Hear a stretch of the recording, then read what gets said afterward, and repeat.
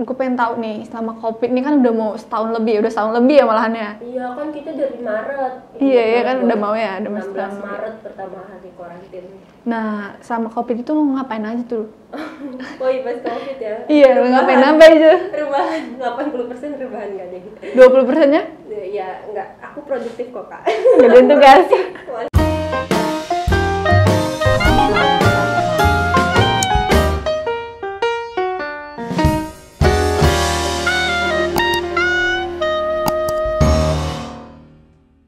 Pandemi ngerjain tugas dan banyak banget lomba juga kan tetap jalan karena lomba debat lewat Zoom. Kayak aku banyak banget ikut lomba waktu karena pandemi ini kan. Terus abis itu aku kan ini juga pertukaran pelajar sama yang karena kampus Merdeka sekarang program pemerintah, jadi kayak ada exchange program gitu sama Sekolah Tinggi Ilmu Ekonomi Perbana Surabaya. Jadi aku juga ngambil 6 SKS di sana Kak, gitu. Tentang akuntansi juga. Itu nama program pemerintah dari Kemdikbud kalau nggak salah, itu program Permata Sakti. Jadi aku itu ikut itu juga selain kuliah di teknologi. Jadi banyak hal deh yang aku lakuin, ngerjain tugas mostly, rebahan, Netflixan, nonton drakor gitu. Basic lah aku. Nih, gue mau tahu juga nih. Coba lo kasih tahu ya, ala produktif lo tuh kayak mana sih? Tadi kan produktif ya, 20% itu produktif. Tip and triknya itu kayak mana? Ala lu aja dah. Ala gua nih ya, kalau misalnya produktif, misalnya nih, pas lo ngerjain tugas ya lo ngerjain tugas. Jadi misalnya nih, kadang kan kita kalau ngerjain tugas tuh masih main HP lah, masih ngapain gitu kan, misalnya mamah nyuruh orang, tapi itu pasti sih. Emang aku kayak hal-hal yang buat lo ke distract, usahain jangan. Misalnya kayak lo udah netepin dari jam 3 sampai jam 5 atau jam kapan sampai jam 10 itu lo belajar atau lo ngerjain tugas, ya lo kerjain. Dan misalnya cuma sehari itu lo emang orangnya males dan cuma sehari itu cuma ngeluangin waktu segitu aja, ya nggak apa-apa. Mungkin kalau gue sendiri itu kan yang bisa gue advice-in ya. Kalau untuk gue sendiri, gue kan orangnya mut-mutan. Jadi untuk gue sendiri, gue itu orangnya jangan diikutin, tapi ya gue tuh kayak suka begadang kalau ngerjain tugas itu, karena gue bisa mikirnya itu malam hari gitu kan. Sama, gue juga. Kayak gue tuh apa sih nama tipenya itu owl thinker, siapa sih? Pokoknya gitulah, yang ada kan ada early bird sama apa tuh satunya kalau malam. Nah, gue tuh malam, kayak otak gue tuh kayak ngalir aja kalau malam. Jadi itu tuh yang buat gue produktif, malah pas malam hari kadang gue malah beresin rumah kayak gitu. Jadi aneh kalau malah pas malam produktifnya gitu sih. Pokoknya do what the best fit for you, the best way to study for you aja sih menurut gue. Kan cara orang beda-beda gitu. Ada yang sore, ada yang siang, ada yang subuh. Rajin banget, kayak orang baru kasih dosen materi, baru kasih forum di Spada, dia langsung ngerjain. Langsung ngerjain. Gue nggak bisa kayak gitu. Gue nggak bisa, paling kalau misalnya udah dari deket deadline dan gue mood gitu, pasti gue kerjain. Gue pernah kalau lagi ngambis dan gue ngerasa gue harus kelihatan nih gitu sama dosen ini, gue langsung ngerjain gitu. Cuman itu hanya 1 of 10 situation, maksudnya jarang gitu. Gitu sih. Kalau menurut lo ya, sekarang kan banyak tuh anak-anak yang bilang, online enak ya, bisa di mana aja. Offline ya bisa ketemu kawan gak sih? Bener-bener. Bagusnya. Tapi kalau lo sendiri nih, lebih suka online apa offline nih Kak? Offline. Gue lantang banget offline. Gue suka offline karena gue tuh dulu itu kan mengira assume dulu itu gue adalah introvert waktu SMA, karena mungkin gue masih gede, kayak malas bersosialisasi dan lain-lain. Walaupun gue hobi rebahan juga sih kuliah ini tetap, tapi I claim myself right now as extrovert yang pemalu. Jadi kayak gue tuh suka kayak circling with others, kayak ngobrol sama orang. Dan ketika kehilangan momen-momen itu, ketika kita nggak offline lagi, sekarang online, misalnya pulang ngampus kan tuh, misalnya jam 9 sampai jam 11 ngampus, terus biasanya ke kosan dulu kan untuk nunggu jam 1 sambil buat Indomie dan lain-lain, sambil nonton drakor, tidur as simply as taking nap, tidur siang di kosan temen lo. Itu tuh buat gue seneng gitu loh Kak dulu, dan itu gue kangen, jadi pengen offline, dan gue sangat mendukung offline. Cuman kan memang nggak mendukung ya keadaan sekarang, ya online juga asik kok, cuman gue kangen offline. Iya sih, gue juga kangen offline, ketemu kawan-kawan gak sih? Iya. Tapi kan menurut lo sendiri, sewaktu kita online ini sepanjang pandemi ini, itu tuh menjadi faktor penghambat atau lancar-lancar aja sih menurut lo? Kalau gua puji Tuhan lancar sih, karena kan memang gua nggak menutup kemungkinan banyak teman-teman gua yang memang ketika online aksesnya susah, kayak misalnya kalau mereka di kampung kan di daerah gitu sinyalnya jelek atau mereka ada yang nggak punya laptop, itu pasti susah kan buat mereka. Luckily kayak gue sebagai salah satu orang yang privileged enough untuk kayak misalnya ngerasain online ini asik loh, online ini kayak ya gue bisa sambil rebahan ngertiin tugas gitu kan. Jadi ya sebenarnya gue lancar-lancar aja, apalagi kayak teman-teman FEB gue ngebantu banget kayak untuk udah gini, untuk ini gue mau nyebutin namanya udah kayak di radio gitu kan kalau itu Salam-salam. kayak Sally, Zudi, Dewi, Yola, Resti, mereka itu kayak ngebantuin banget. Jadi gue sangat dimudahkan sih puji Tuhan pas online gitu. And what do you think about online study? What I think about online study, my opinion. Yes. Okay. My opinion about online study is a little bit tricky because not like pembelajaran atau kayak akademiknya itu dikasih tahu kayak kita offline, not directly like face to face our lecturer to give us like ini loh cara ngitungnya seperti ini, apalagi kalau akuntansi kan ngitungnya itu a little bit tricky banget karena kita harus searching lagi, kita harus observing sendiri lagi dan lain-lain.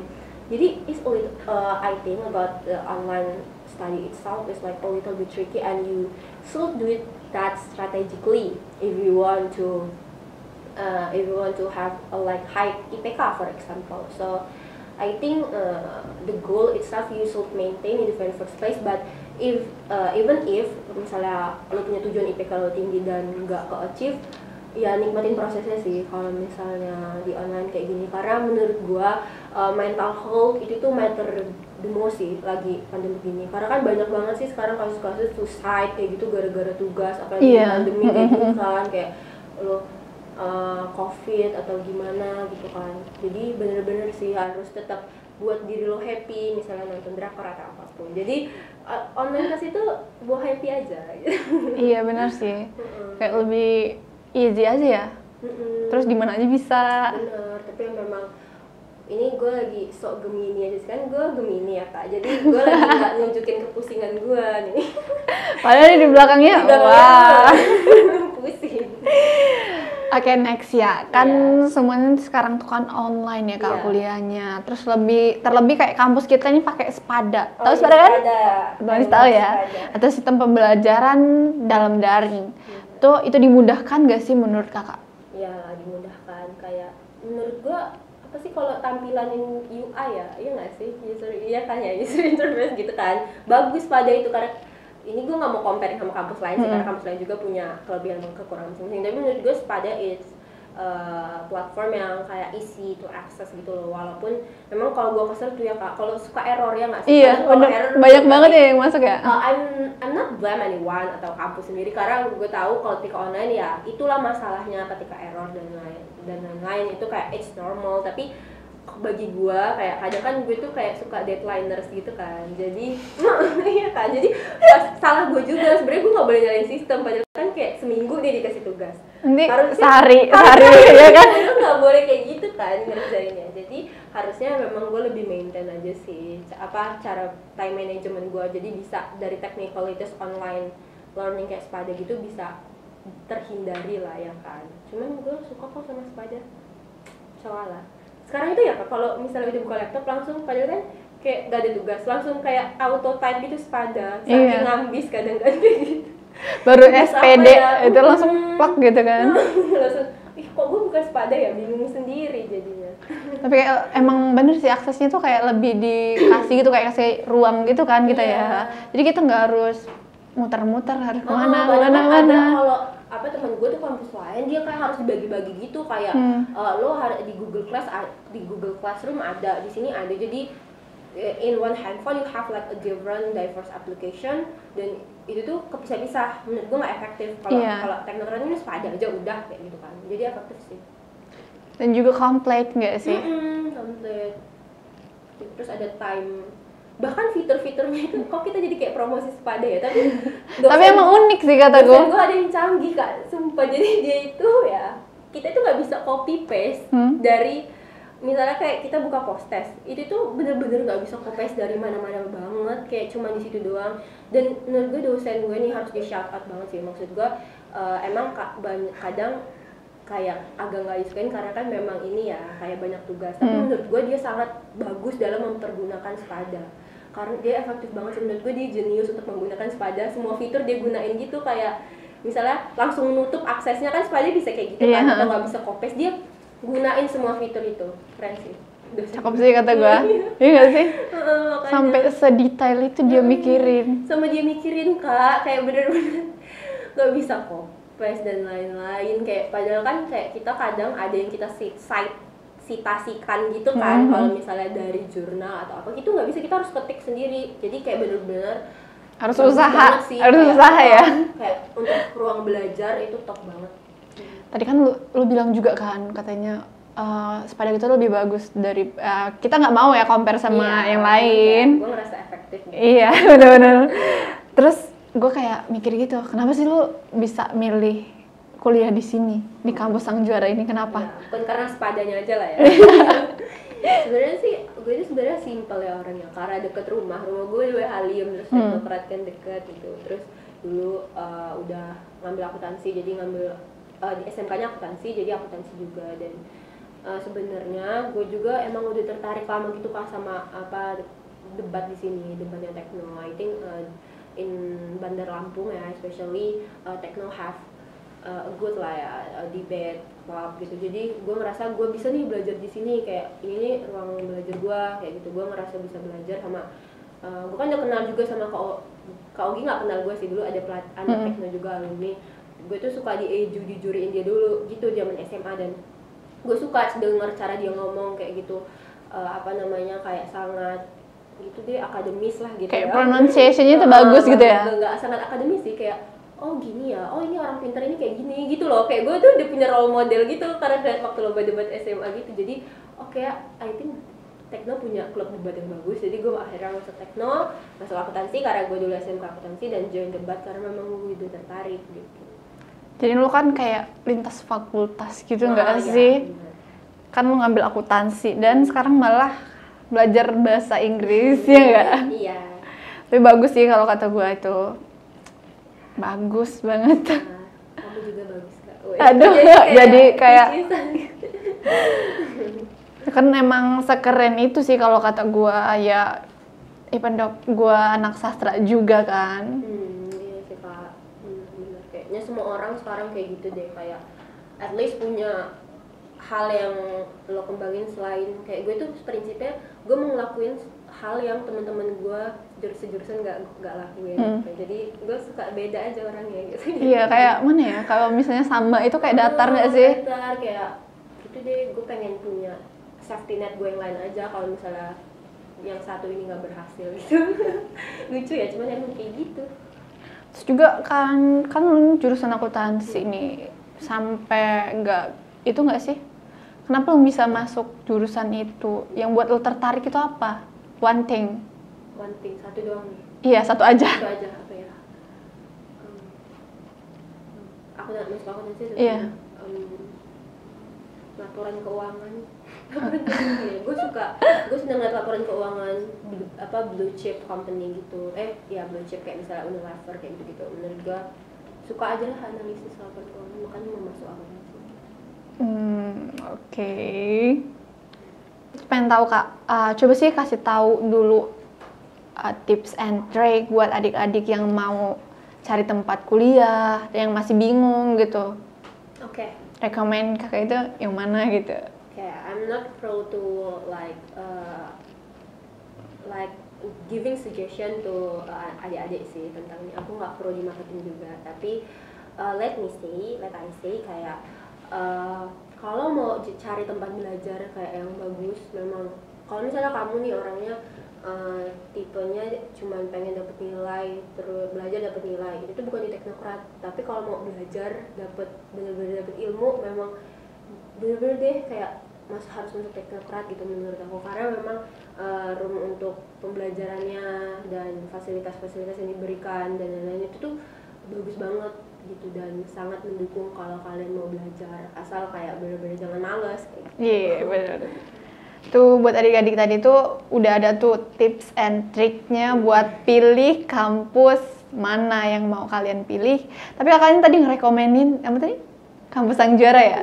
Ya, teknokrat, karena fasilitasnya bagus dan juga kalau misalnya untuk pembelajaran itu bagus untuk kita, bukan belajar lagi sih sebenarnya, kayak lebih diulas, lebih didalemin lagi ya kayak.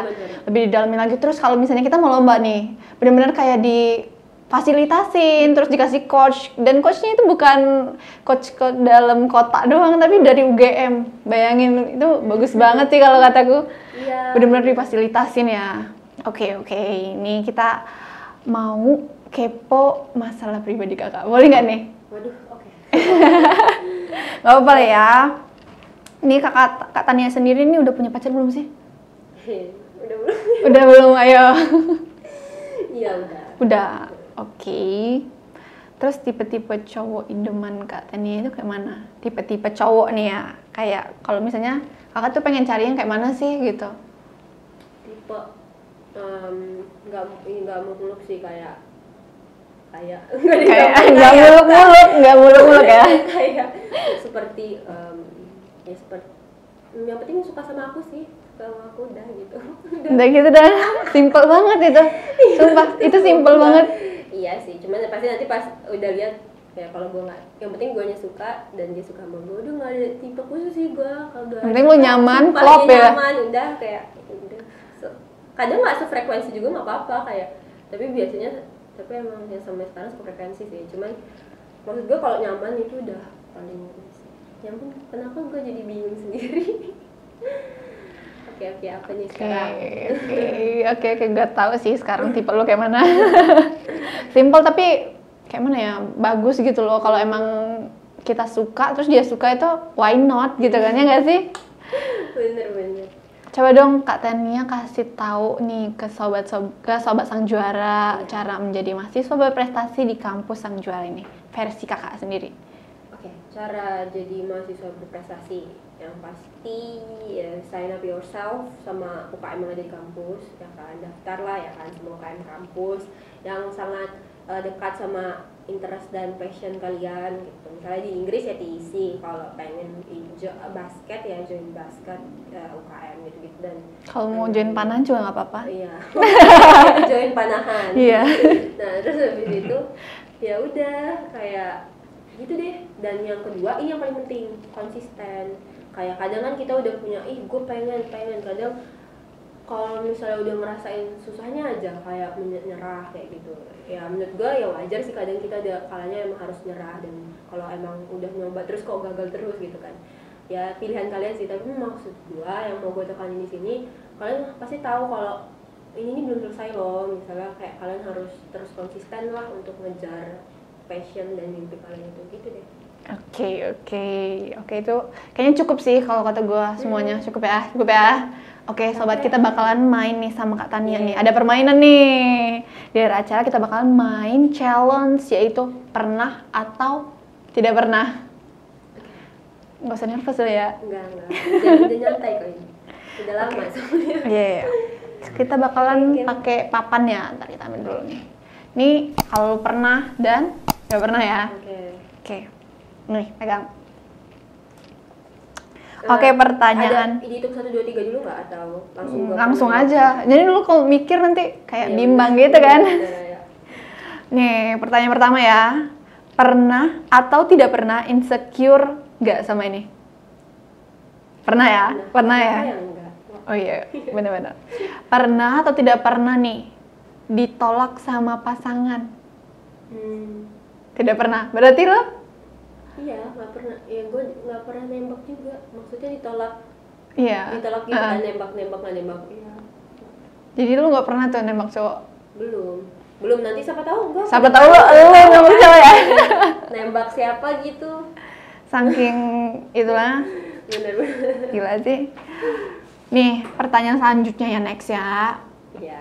Pernah atau tidak pernah melihat risih, melihat penampilan orang lain. Risih nggak sih lo? Pernah nggak? Oh ya, Pernah. manusiawi lah. Kadang kan kita orangnya suka, sebenarnya bukan mau diskriminasi juga, tapi kayak gue males aja. Pasti pernah lah ngebatin kayak gitu. Muna kalau gue ngomong gak pernah. Iya bener sih, kayak risih aja gitu ke matanya nggak sih? Padahal dia juga nggak salah apa-apa misalkan. Iya, dia nggak salah apa-apa, tapi bajunya tuh kayak warna-warni gitu dari atas sampai bawah. Gue lebih yang ke kalau dia nyebelin sih, ke sikap kalau dia annoying banget gitu. Gue suka ngebatin kayak gitu. Tapi nggak pernah diomongin kan? Nggak sopan. Nggak sopan nanti. Oke, next ya. Pernah atau tidak pernah down melihat lawan di bednya lebih bagus? Pernah.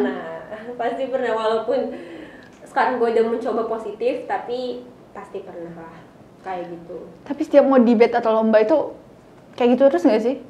Insecure gitu? Iya sih, mostly bener banget. Apalagi kan ini masih kadang ngerasa belum mampu dan lain-lain. Dan lawannya juga high class semua nggak sih? Tapi kadang insecure dibutuhkan biar kita nggak terlalu pede. Iya, bener-bener. Iya, bener-bener. Nih, ini dia nih pertanyaan terakhir. Kayak film horor gitu gak? Pernah atau tidak pernah punya pengalaman unik dari kecil sampai sekarang? Pernah. Apa? Dikejar orang gila. Astagfirullah. Dikejar orang gila? Iya, dikejar orang gila. Dulu waktu zaman SMP itu gue sampai trauma, gue takut jadinya dulu. Di itu daerah Raja Basis itu gue dikejar orang gila. Takut gue. Itu kelas berapa itu? 3 SMP apa 2 SMP gitu, lupa. Pernah itu? Iya, itu gue sampai trauma sampai sekarang. Kayak kalau ngeliat takut sendiri.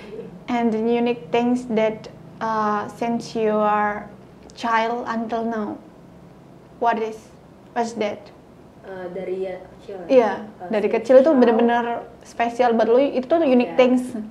The most unique and special things for me, I think ketika papa mama gue ini sih datang ke pensi gue dulu zaman SMP juga kayaknya kalau gue semua pas SMP sih. Iya, berarti itu the match-nya di situ berarti. Kayak itu tuh, dan selain itu juga tentunya waktu unexpected things ada 2 nih, satunya waktu SMP dan kuliahnya waktu menang lomba sih, waktu pertama kali menang itu gue seneng banget. Dan itu benar-benar jadi kebanggaan lo nggak sih buat ngituin orang tua juga nggak sih? Waktu tahun 2019 nih kalau nggak salah itu special moment juga buat gue. Itu deh. Oke, ini udah banyak banget sih yang kita bahas ya hari ini. Challenge-nya udah selesai juga. Yeay. Jadi lega nggak sih? Iya, udah. Banyak yang di-sharing dan banyak. Oke, mungkin itu ya yang udah kita share dari Kak Tanianya, terus juga banyak banget yang bisa kita ambil mulai dari jurusan dia itu kayak mana, terus juga kepribadian dia, terus kampus yang sangat mendukung saat dia lomba juga udah banyak banget. Dan semoga aja itu semua informasinya bermanfaat ya buat sobat teknokrat ya udah. Terima kasih Kak Tania. Ya, aduh. Covid ya nggak Covid sebenarnya nggak bisa ya. Ya terima kasih ya untuk sobat teknokrat yang udah nonton di podcast kita hari ini. Jangan lupa jaga kesehatan dan tetap patuhi protokol kesehatannya. Dadah. Annyeong. Annyeonghaseyo.